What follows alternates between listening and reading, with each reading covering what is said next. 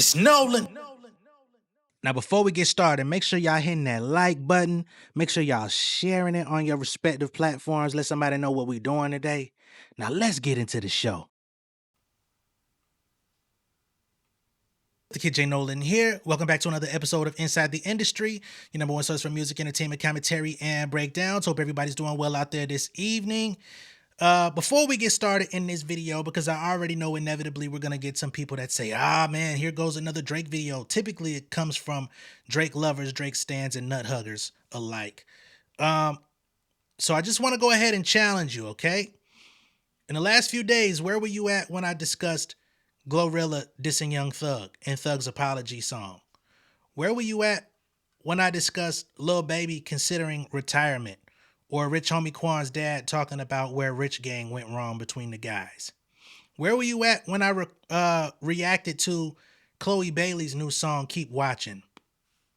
Where were you at when I talked about Cardi B's unique rollout for her new album, Am I the Drama, which will be out this upcoming week? Where your ass was at, dog, when I just did the video talking about Megan Thee Stallion and Milagro Graham's witness list? Where your ass was at, dog, when I talked about Kendrick Lamar winning an Emmy for his Super Bowl performance? Where your ass was at, dog, when I reacted to Young Thug's emotional interview with Big Bank? All released within the last 5 days. So don't ever come over here talking about all I talk about is Drake. Now, since we are talking about Drake in this video, we're going to be getting into Kia Shine, who has been talking about his experience in co-writing Best I Ever Had for many years. And of course, this was not your typical co-write. At the time, he was working with Lil Wayne. He produced a record for Lil Wayne, which ended up being on one of his mixtapes. And he also did a hook for Lil Wayne for the song Do It For The Boy. Drake ended up hearing the Lil Wayne record and decided he wanted to flip it into its own thing. So he basically had Boy Wonder reflip the same sample in his own way. He reconfigured the hook in his own way or whatever.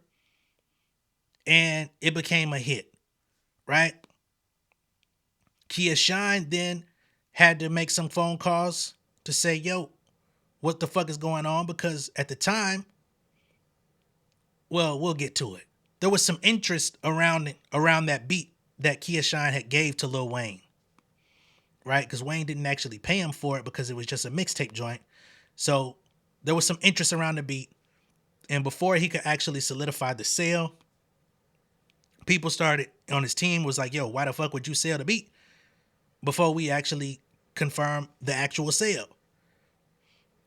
It ended up spiraling. He got his credit for his contribution to the Drake Best I Ever Had record.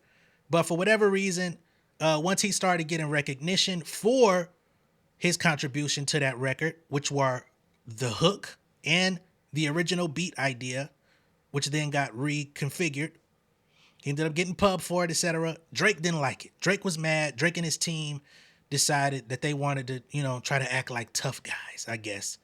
So he was recently on a podcast and he told that story. He's told the story many times, but in this recount of the story, he talks about how him and Drake crossed paths shortly after all of this came to a head. And he claims that Drake was scowling at him in the club, giving him tough guy looks. And he had to put him back in his place and remind him, hey man, your people are from Memphis, dog. That's my hometown. If you and your boys want to try some shit tonight, just understand y'all might get y'all win tonight. But I'm going to get my win back home in Memphis if y'all want to go left. Shit been smooth sailing ever since then. We're going to get into it. You wrote one of the biggest records of the last 20 years of music. It's now Diamond. You wrote the record that broke Drake. Yes. Right? Yes. So yes. Best I Ever Had. Yeah. So, but also that record recently has hit a milestone, right? Yeah, it just recently went diamond in May the 28th of this year, 25.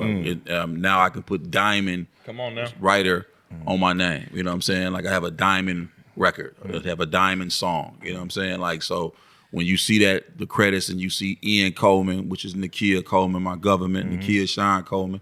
So you do have Yeah. publishing on that record. Oh yes, You're yes. locked in on that. It's I've been not like- I've been locked in whole since the beginning of it. Let me tell you about one thing that soured me from the music industry. Right, it was like, all right, so Drake makes Best I Ever Had. I make a song for Lil Wayne called "Do It for the Boy." This is a particular DJ in New York was trying to sell the beat that I did for Wayne to Jaheim with Daryl Jones at the time. This particular DJ was like, we can get 15,000 for the beat that you sold Wayne. And it was on the Drought mixtape. I said, okay, well, Wayne's just dropping songs, and I'm not tripping. Wayne's my homie. I bought a verse from Wayne back in '02 for a Skinny Pimp album. So it's like, I got a relationship with him. I'm not tripping if Wayne didn't pay me for that particular record because he's mixtape Wayne at that time. He's dropping. But if a label wants to buy the beat that he spit on, I'm gonna sell it. So I send an invoice. The DJ calls me and says, bro, why did you sell the beat that we were gonna sell Jaheim to Drake? I said, bro, who the fuck is Drake? I ain't sold no beat to nobody. He sent me this song. Now, first off, if y'all see, he said, who the fuck is Drake? So he didn't have no connection to Drake. Did not know Drake, never met Drake, nothing at the time, right? His relationship was with Lil Wayne, and he just made a beat and gave a couple words for idea. Wayne dropped it as a mixtape joint, a mixtape joint that I never really cared all that much for. The beat was cool though. And Drake gets inspired, flips it.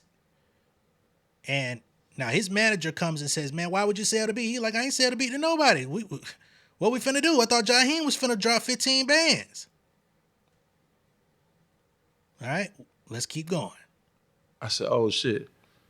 Dude then took the song that I made for Wayne, you know what I mean, and made it into Best I Ever Had. But I already was signed with Universal Music Publishing. I already had the song that I had with Wayne already in the system for my publishing and all that for that song. So as soon as I sent Universal the Best I Ever Had song, the CEO of Universal, Tom Wally at the time, was like, yeah, Sean, this is we put it through a musicologist, and this is definitely, we're gonna give you 25% of this song. How they was able to do so is because Drake was signed to Universal Republic in the same system as well. So it was just a call from the top already, like, boom, this is gonna be 25% of your song, and this is what it's gonna be. Cool. They had changed the credits on it, made sure I had my stuff together. It didn't happen until later that year at the BMI Awards in '09, when it ended up coming out, and I won an award for BMI, Best I Ever Had, for being, you got a BMI award. So that's when it started to go viral that I had a co-write on the song. The person who was interviewing me like, hey, Sean, what's this plaque you got here for? I said, it's for my co-write for the Best I Ever Had. You know what I'm saying? I didn't think nothing of it. It went viral because they were saying the kid Sean wrote Drake's Best I Ever Had.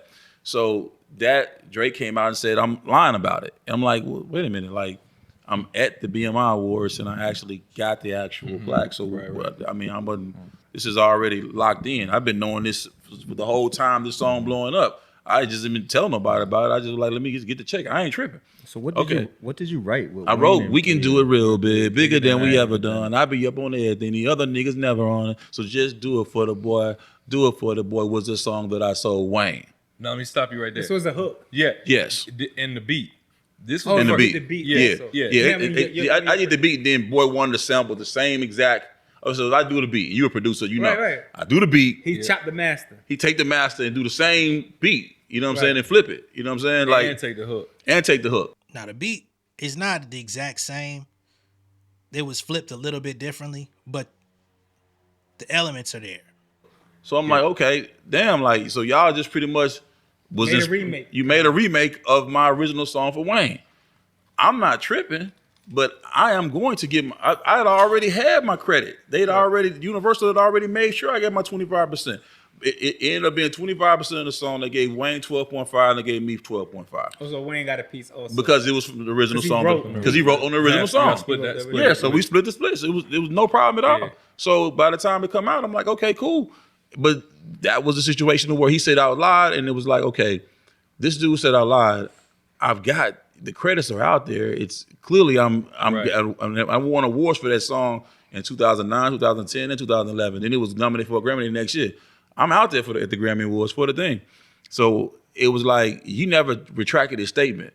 He never came back and said, "Okay, I said that was wrong, dude." All right, so he's saying that they went to the higher ups over at Universal Music Publishing, the folks over at UMG Republic. They got it all worked out.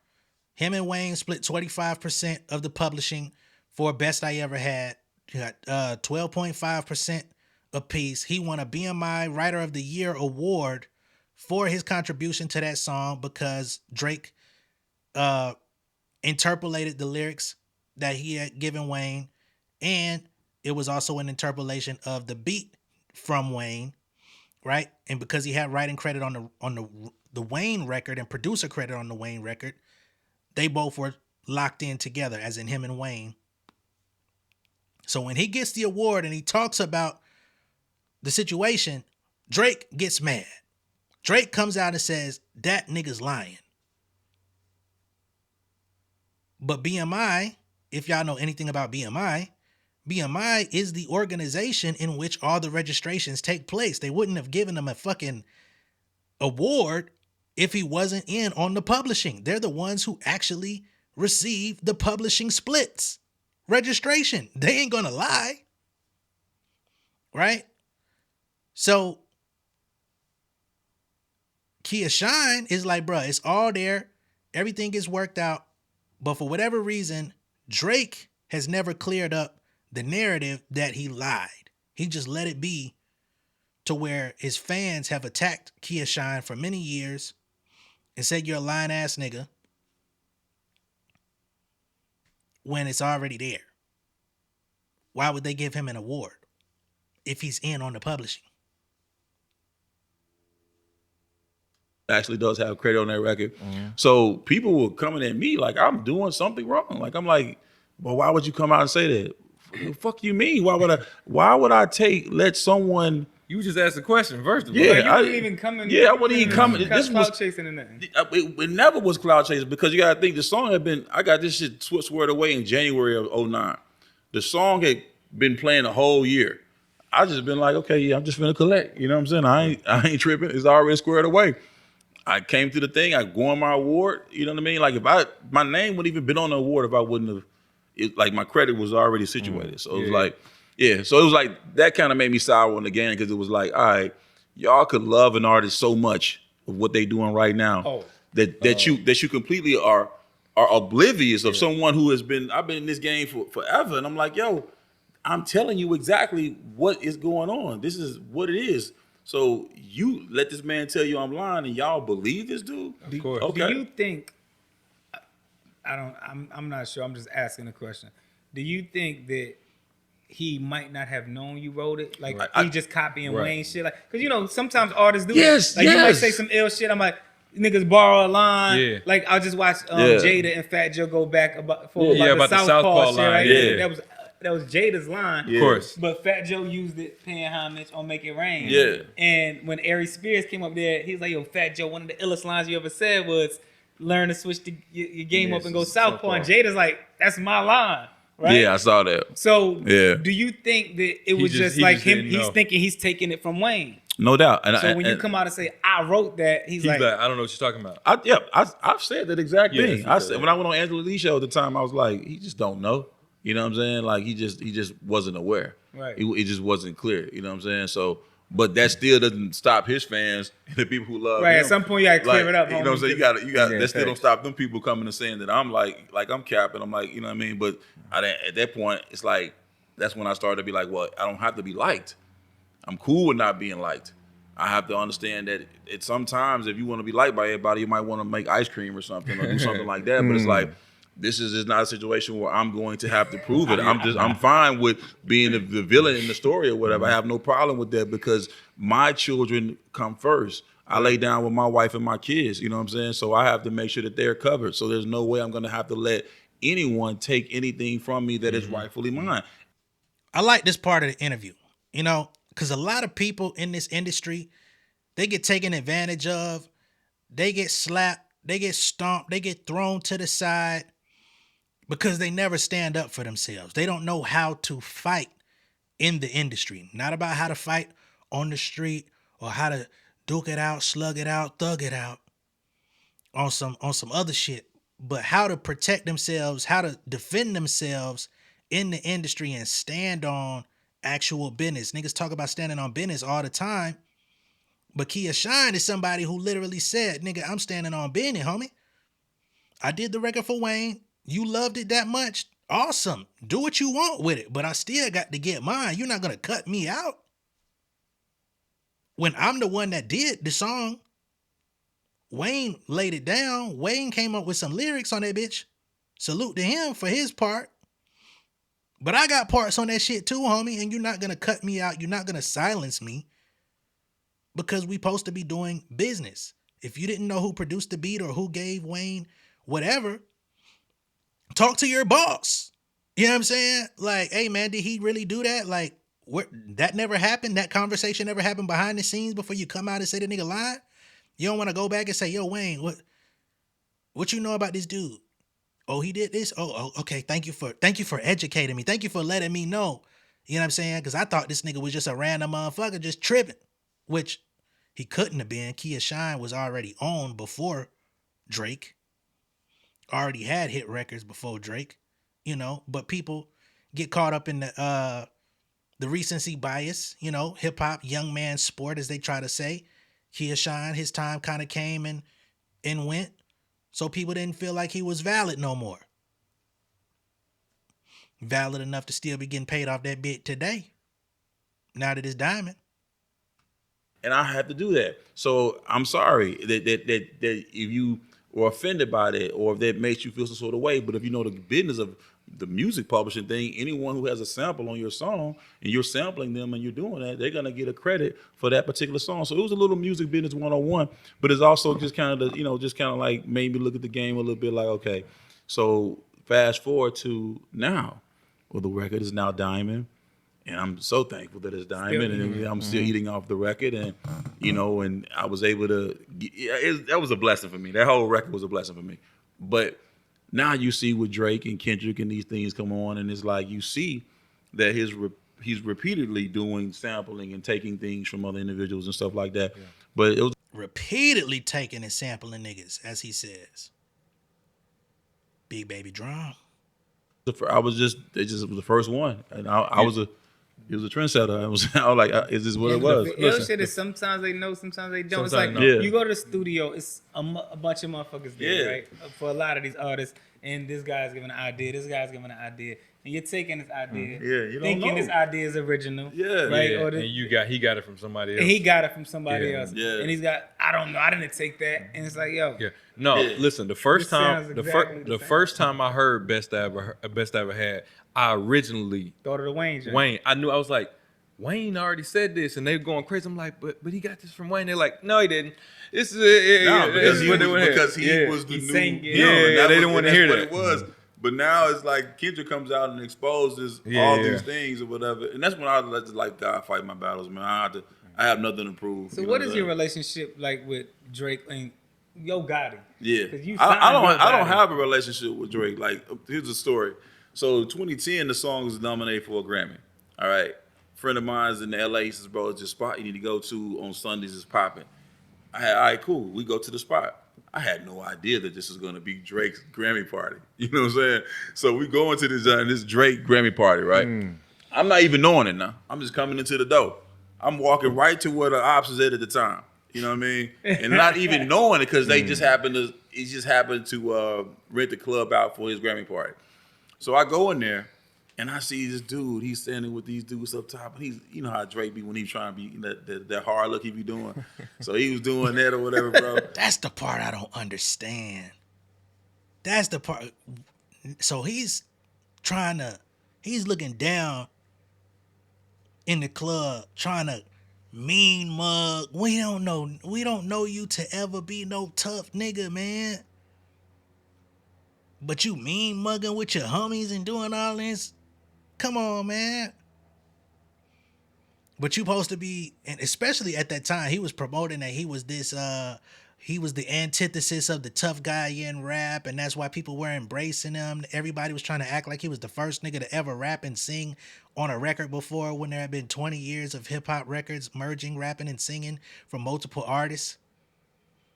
I mean, the shit was like the fucking Twilight Zone, man. And he's in the club mean mugging a real one because the nigga rightfully claimed that he had writing credits on your song. He may not have wrote the shit in front of you in the studio and passed you the paper, but a song that you took something from and flipped it and made it your own, he got pub on, and he's within all of his rights to say, yeah, I got writing credits on that bit. And it was like, I'm looking, I said, oh, little dude mugging me like that. I looked up, and I was my guy Jack Frost, and I was with this dude who trains De La Hoya. He was a fighter, you know what I'm saying? He was with us. And I'm just like, yo, look at dude up there, I think that's Drake.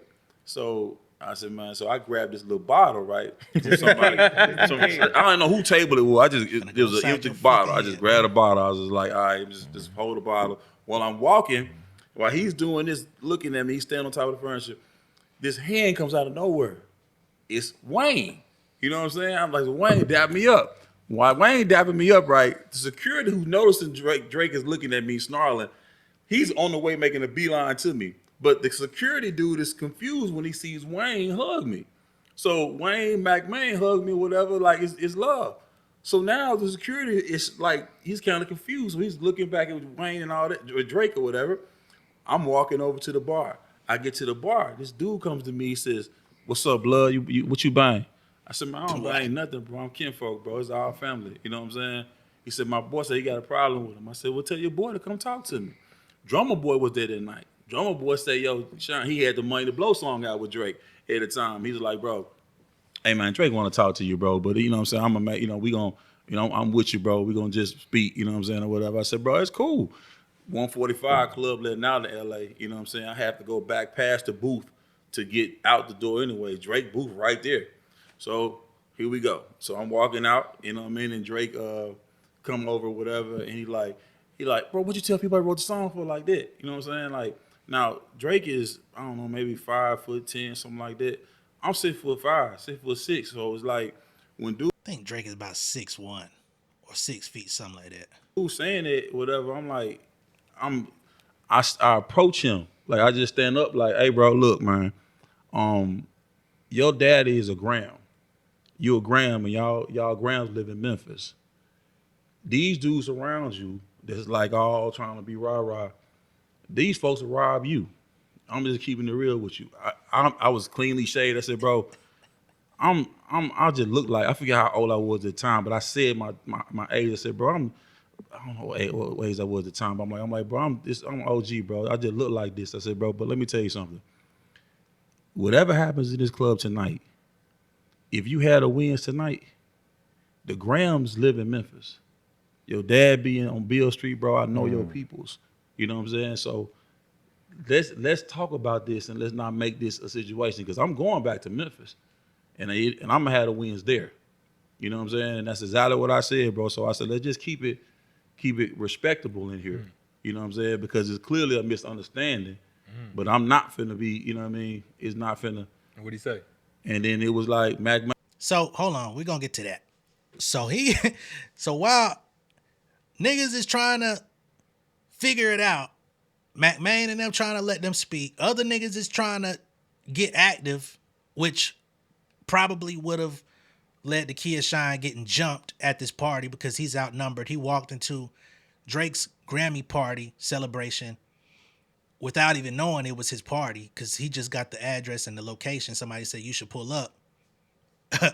I would even question, like, damn, who told you to pull up?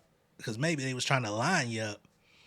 But he said, hey man, whatever happened tonight, y'all, if y'all get the one up tonight, nigga, I am from Memphis. I know your family out there, bitch, man.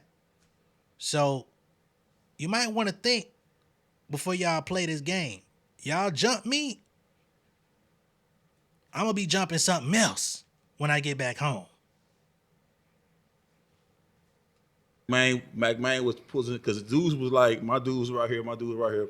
He had some dude right here, he had a dude right there. Everybody back and forth. McMahon was like, just let them niggas talk. Just let them talk. You know what I'm saying? And Mac, he's always been a real one. So it's like, the Mac. it was like just cool to be. And so when I talked to him, I said, bro, the music, he said, the music all I got. I said, nigga, the music is all I have. Right. And I said, like, and just because you misconstrue what's going on. The music is all I got. Nigga, everybody in that bit, music all we got. That's what we do it for. That's what we came into the bit to do, man. We came in here to make music, sell music, take care of our families, hopefully, and go home.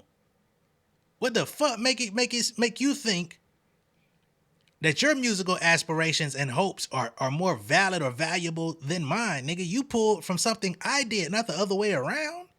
Are you crazy? Oh, bro, I'm not finna let nobody run off with nothing that's mine. You know what I mean? And so that was the conversation we had. Bam. The next day, I see him at this other club I'm at. You know what I mean? And he was just like, you know, he standoffish, but he didn't, you know what I mean? It wasn't that same snarl of rah-rah Drake stuff that I seen when he was looking at me and staring and shit. Like, and it just be weird, bro, because it's like, you have a connection with Memphis because your dad from there, and it really was just a misunderstanding on his end. And I wish it would have.